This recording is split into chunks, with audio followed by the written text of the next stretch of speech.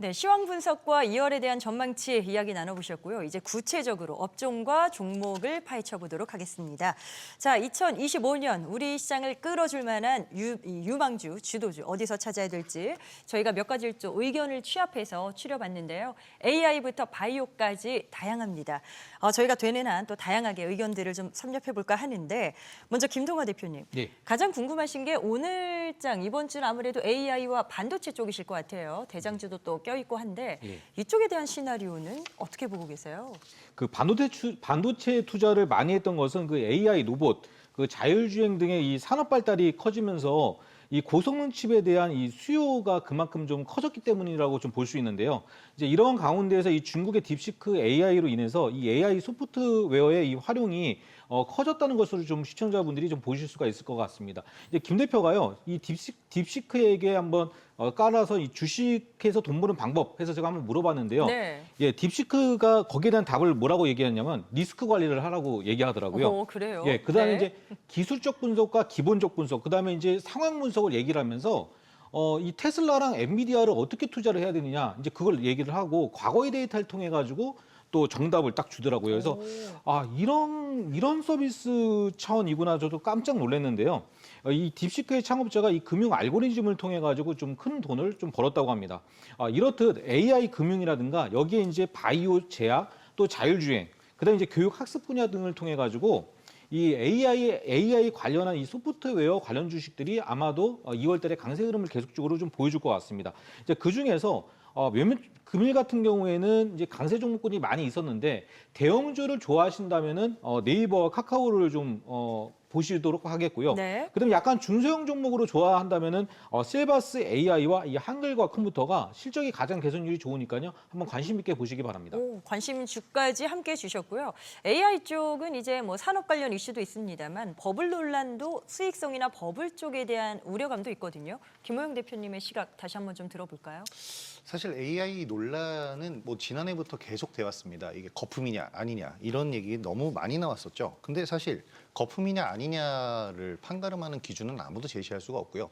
다만 너무 많이 올랐다면 거품론이 더 우세한 거고 떨어졌을 때 이제 여기가 바닥이다 그런 론이 우세한데 최근 AI 논란은 역시나 주가가 너무 많이 올랐기 때문이었습니다. 네. 엔비디아가 조정을 받았다 했지만 계속해서 150달러 선을 터치하면서 상승했고요.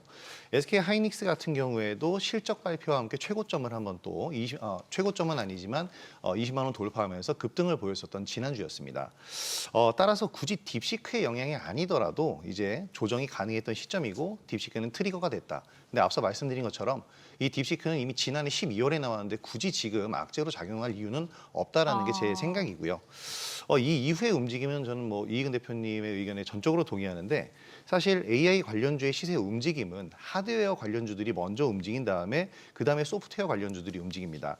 그리고 AI 소프트웨어 중심으로 오늘 장에서도 이제 움직임들이 나왔는데 AI 챗봇 관련주, 그러니까 말씀하셨던 한글과 컴퓨터라든지 이런 종목들부터 폴라리스 AI, 셀바스 AI 등등의 챗봇 관련주, 그리고 한싹이나 모니터랩, 그리고 센즈랩과 같은 AI 보안 관련주들까지 두루두루 이제 상승을 보였거든요. 아직 어떤 종목이 주도해서 상승하는 누가 수혜주가 될지는 나오지 않았습니다. 네. 딥시크는 지금 등장했기 때문에 이 관련주로 AI 소프트웨어의 테마가 다시 한번 형성이 될 거고요. 그 뒤에 옥석 가리기가 진행되는데 그게 이제 2월 장에서 나타날 것으로 예상됩니다. 저희가 유망주 관심주로 AI 반도체 쪽 언급은 하고 있습니다만 이익은 대표님께서는 이쪽 섹터를 어떻게 보시는지 궁금해요. 네, 일단 반도체는 약간 보수적으로 보고 있습니다. 보수적으로. 예, 네. 뭐 일단 가장 기본적으로 반도체 업황인데 D램 가격이 계속 하락을 하고 있습니다. 4분기에 삼성전자가 먼저 실적이 감소를 했고요. 그리고 1분기부터는 SK 하이닉스도 실적이 감소할 것으로 보입니다. 따라서 올해는 D램 가격이 계속하면서 이 삼성전자나 SK 하이닉스 실적 감소가 이어지기 때문에 너무 높게 또 좋다고만 보기는 어려워 보이고요. 대신 그런 반면에 AI 소프트웨어 기업들에게는 새로운 어떤 희망이 생기고 움직일 수 있는 장이 생길 것으로 보입니다. 특히 소프트웨어 중에서도 거대 언어 모델이죠. 뭐 중국의 딥시크에 그래도 가장 근접한 거죠. LLM. 관련주에 먼저 관심을 가져보시고요. 네. 그리고 또 우리나라가 장점으로 가지고 있는 AI, 특히 의료 AI 관련에 대해서도 한번 관심 있게 지켜보시기 바랍니다. 오, 강동현 대표께서도 AI 반도체 쪽 어떤 전략에 지금 포커스를 맞추고 계신지 뭐가 필요할까요, 지금? 일단 뭐 버블 논란 부분에 있어가지고는 김호영 대표님께서 말씀하신 것처럼 이번 딥시크 논란이 조정의 명분이 되었다라고 생각을 하거든요. 네. 예, 근데 그 얘기는 일단 뭐 많이 올랐다라는 것 같습니다. 예, 주식에 있어가지고 가장 중요한 부분이 개인적으로는 리스크 관리라고 생각하는데요. 일단 버블이 어느 정도 끼어 있다라고 하면은 뭐 비중이라든지 이런 부분에 있어가지고 뭐 물론 그게 추가적인 상승이 많이 나올 수도 있겠지만 누가 봐도 많이 올랐다라는 부분에 기정사실이라고 이제 볼 수밖에 없는 상황이기 때문에 일단 좀 조심할 필요는 있다라고 생각되고요. 그렇다고 이 업종이 끝났다라고 생각하지는 않습니다. 일단 뭐 네네. 추격 관찰은 뭐 꾸준하게 할 필요는 있을 것 같고요. 아직까지 상대적으로 좀 덜 오른 업종이라든지 섹터도 많이 있거든요. 뭐 자율주행이라든지 그렇죠. 네. 아니면 뭐 의료 AI라든지 아니면은 휴머노이드 로봇 같은 경우는 오늘 상승이 크게 나와가지고 뭐 월간 상승률이 굉장히 좀 많이 높게 잡히긴 했는데 이것도 저점을 찍고 1년간 조정 이후에 반등이 나오는 거라서 좀 추격 관찰하다가 좀 조정이 나오면은 좀 관심을 좀 가져야 되지 않을까 그렇게 생각합니다. 꼭 AI 반도체만 집중할 필요는 없다 생각합니다. 자, 오늘 뭐 여러 등장한 겹치는 부분들이 있죠. 뭐 로봇도 지금 나왔고요. 의료 AI, 자율주행 등등 참고하셔서 전략 세워보시면 좋을 것 같습니다. 트럼프 대통령은 당선인 시절부터 이 이야기를 했습니다. 조선입니다. 미국 조선업에 한국의 도움과 협력이 필요하다. 한국의 조선업을 콕 집어서 또 이야기를 했었는데 조선주에 대한 투자 포인트와 탑픽이 있으신지 지금 시점에서 좀 더 괜찮아진 종목도 있는지 궁금하고요. 예, 조선주가 이제 1월 달까지 너무 많이 올라와서 시청자분들이 좀 부담스러울 수가 있는데요. 이제 요즘에 호재가 그래도 몇 가지가 있어서 좀 말씀을 좀 드리고 싶습니다. 이제 트럼프 대통령 취임 첫날에 이 국가 에너지 비상 사태를 좀 선포를 했고요. 그런 상태에서 이제 중국의 이 FLNG 조선사가 이 러시아와 관련해서 이 제재 대상에 올라왔습니다. 그래서 전 세계에서 이 FLNG를 선을 만들 수 있는 국가를 보면 중국이랑 일본이랑 이제 대한민국인데요. 크게 보면. 근데 중국의 이 FLNG를 만들 수가 없다라는 부분들을 본다면은 일정하게는 일본과 한국 조선사로 이제 그 물감이 들어올 수밖에 없다는 얘기죠. 그래서 네. 컨테이너 시황이 굉장히 좋아지는데 여기서 이제 보시면은 이제 그러니까 FLNG로 보면은 삼성중공업이 이제 가장 좋다고 보실 수가 있고요. 그다음에 이제 여기서 그 미국 국제무역에 사용되는 이 선박을 80척에서 이제 250척으로 좀 늘린다고 하는데요. 여기서 이제 보면은 미국이 매우 낙후가 되다 보니까 일정하게 이제 한국의 그 물량을 좀 발주할 수 있겠고 그러다 보니까 컨테이너 선에 대한 시황이 굉장히 긍정적이고 1월 달에는 이 현대 미포조선과 그다음에 한국 조선해양 이것이 일단 이 두 종목이 가장 좀 그 탑픽으로 보고 있습니다. 네. 일각에서는 지금 말씀하셨던 뭐 미국발 호재나 이런 것들을 발판 삼아서 조선주가 많이 올라왔잖아요. 그러니까 이제 좀 단기 소진이 좀 될 때가 오지 않았냐. 주가가 한 번쯤은 또 꺾일 수 있지 않을까 이런 걱정들이 있으실 것 같은데 금호영 대표님은 어떠세요? 지금부터의 조선주는 어떤 흐름일까요? 제가 조선주를 작년 딱 그 여름 이전, 여름이 도래할 때 20년 만에 슈퍼사이클이다라고 얘기를 하면서 설명을 좀 드렸는데요. 안 그래도 20년 만에 슈퍼사이클이 도래한 조선주인데 트럼프 당선인 시절에 한국에 도와달라는 시그널을 보내면서 임팩트가 굉장히 커졌지 않습니까? 네, 맞아요. 트럼프는 신재생 에너지를 싫어합니다. 일단 화석연료를 사랑하고요. 그러면서 석유나 LNG 등 이제 바다에서 시추하는 경우가 대부분인 이 에너지들에 이제 집중을 하고 있습니다. 뭐 육상에 있는 LNG나 석유 같은 경우에는 이미 고갈이 된 상태고 주로 대륙 근처의 대륙붕에 매장되어 있는 LNG나 석유를 시추해야 되는데 그럼 배가 있어야겠죠. 그렇죠. 그럼 이 배를 누가 만드냐면 바로 우리나라 선사들. 지금 만들 수 있는 선사가 여러 선사가 있겠지만 특히나 여기에 강점을 갖고 있는 기업이 바로 삼성중공업입니다. 이 LNG선이 안 그래도 고부가 가치 선박인데 플러팅 LNG선이라고 합니다. 이제 바다 위에 띄우는 건데 FLNG선은 선 단가가 적게는 3천억에서 많게는 1조 원 이상까지 굉장히 고부가 가치 선박이거든요. 바로 트럼프의 정책과 에너지 정책과 바로 맞물리는 게 삼성중공업이 되겠고요. 하나오션 같은 경우에 이제 올해 들어서 작년 12월 30일 이후에 어제까지의 주가 상승률이 그러니까 지난주 금요일까지의 주가 상승률이 무려 52%입니다. 네. 엄청난 주가 상승률을 보였는데 이 이유가 뭐냐면 일단 필라델피아의 필리 조선소를 인수를 했어요. 이거 인수한 이유가 미 해군의 MRO 사업에 입찰을 하기 위해서고 현대중공업이 빠지면서 하나오션이 이제 입찰에 성공을 했습니다. 이 얘기는 뭐냐면 트럼프가 원하는 모든 이 조선에 대한 한국에 도와달라고 하는 이 부분에 하나오션이 맞춤형 기업이다라는 얘기예요. 그렇네요. 네. 그렇기 때문에 이제 가장 상승률이 뛰어났었던 것입니다. 그래서 이제 상승을 너무 많이 했잖아요. 그럼 이제는 너무 많이 상승했는데 지금 사도 되느냐? 저는 사도 된다고 봅니다. 오, 지금도요? 조정 구간을 좀 보면서 사도 되는데 하나오션이 예전 대우조선 해양이에요. 무너졌던 조선사죠. 이제 20년 만에 이 슈퍼사이클이 들어온 조선주의이기 때문에 그 얘기는 반대로 얘기하면 20년 동안 불황이었다는 얘기고요. 아. 대부분의 조선사들이 거의 망해가는 수준이었습니다. 따라서 하나오션 지금 주가 많이 올랐지만 예전 대우조선해양 전성기 때 주가에 비하면 아직도 5분의 1 수준입니다. 네. 여기서부터 점점 더 업황이 회복이 된다면 충분히 지금부터 뭐 조정 구간을 겪을 수 있겠지만 추가 상승 가능하다고 봅니다. 자, 조선주에 대한 기대치가 여전한 것 같습니다. 어떤 요인들이 있는지를 쭉 들어보고 있는데 이익은 대표께서도 조선주 지금도 뭐 지금부터도 충분히 괜찮다 보세요? 예. 대신 올해는 이제 조선주 투자를 할 때 한 두 가지 포인트에서 여러분들이 투자를 하신다면 좋아 보일 겁니다. 첫 번째 투자 포인트는 대형주보다는 조선 기자재입니다. 사실 대형주 같은 경우는 작년부터 계속 상승을 했고요. 조선업 특징을 보게 되면 대형 조선사들이 수주를 하게 되면 선주와 협의도 하고 배 설계도 하고 그러면서 보통 1년 6개월이 지난 후에 발주를 하게 됩니다. 이런 발주가 나오면서부터 조선 기자재들이 실적이 좋아지는데 이 실적이 좋아지는 타이밍이 작년 3분기부터 서슬 나타나기 시작을 했습니다. 오. 그렇다면 올해 이런 조선 기자재들이 실적이 증가하면서 강하게 움직일 수 있다. 따라서 중소형 조선 기자재의 포인트를 하나 맞춰보시고요.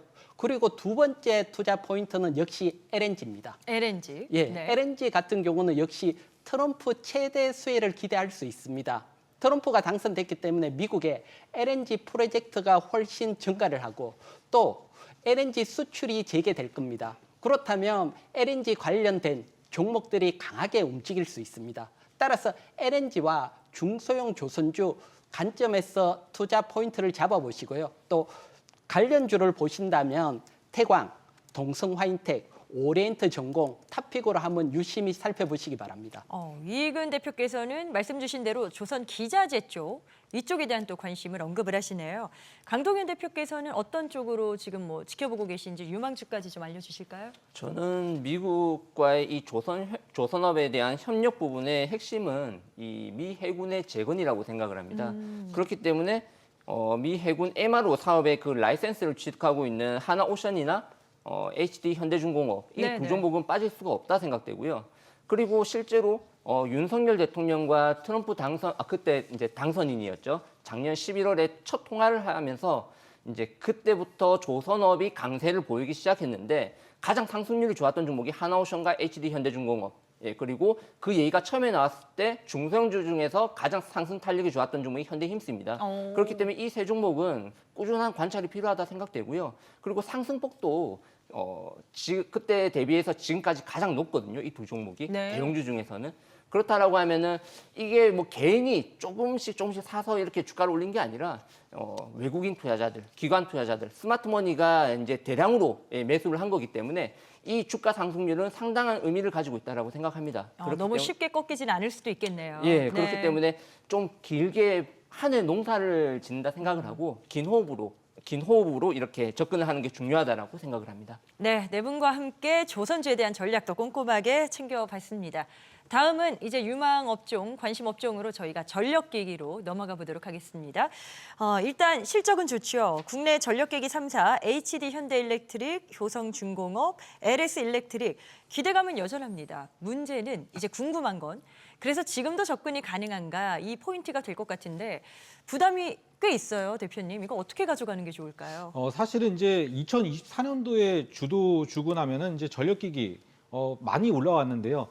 사실은 이제 1년 동안 올라가면 그 다음에는 좀 조심을 해야 되는 건 사실 맞습니다. 그러나 이제 투자 포인트가 무엇이 있는지는 좀 체크를 해보고 또 대안 투자라는 게 있는데요. 이제 그 부분에 대해서 좀 설명을 드리도록 하겠습니다. 사실은 이제 이 미국의 이 스타게이트가 공식적으로 발표가 되면서 이 AI 데이터 센터에 올해 안에 한 700조 원, 그리고 5년 동안에 한 3,000조 원. 그러니까 하이닉스가 지금 시가총액이 한 330조 원 정도 되니까요. 그러니까 삼성전자를 10개 정도를 인수할 수 있는 금액을 이 데이터 센터에다가 집어넣는다는 얘기인데요. 이 딥시크가 나오면서 사실은 이제 이러한 투자에 대한 어떤 기대감이 많이 꺾인다. 이제 그것 때문에 오늘 주가가 많이 출렁거렸습니다. 네. 그러나 이제 중요한 거는 종가에 많이 회복이 돼서 마감을 했기 때문에요. 어떻게 보면 이제 조정 시마다 매수를 해야 되는데 시청자분들 중에서 이 전력기기에 대해서 이제 작년도에 투자를 많이 못하신 분들은 잘못 들어가서 또 물릴 수 있는 또 그러한 또 부분도 있으니까요. 대안 투자를 본다면은 LS 그룹이 굉장히 좋습니다. 그렇기 때문에 LS 그룹에서 LS 일렉트릭은 많은 급등을 보여줬지만 LS나 이제 LS 마린 솔루션이나 이제 LS 에코에너지 또 LS 머티리얼즈 같은 경우는 많은 급락을 보인 다음에 바닥에서 거래가 터지면서 지난주에 급등이 나왔습니다.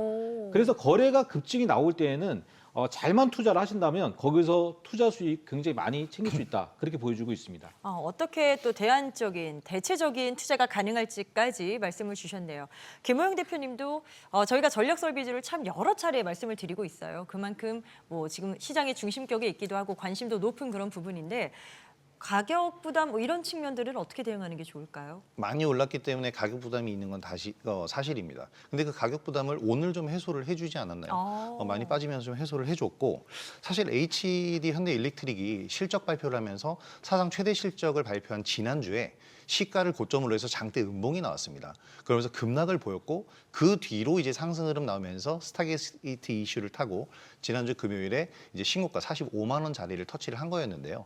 사실 모든 종목의 가장 큰 악재는 과도한 밸류에이션입니다.